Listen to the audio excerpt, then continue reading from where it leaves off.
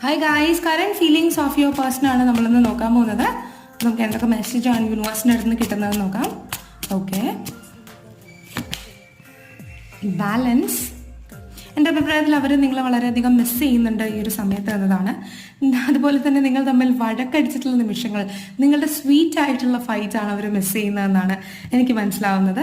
കാരണം അവർ നിങ്ങളെ ഒത്തിരി മിസ് ചെയ്യുന്നു, കെയർ ചെയ്യുന്നു, നിങ്ങളെക്കുറിച്ച് ഓർക്കുന്നു.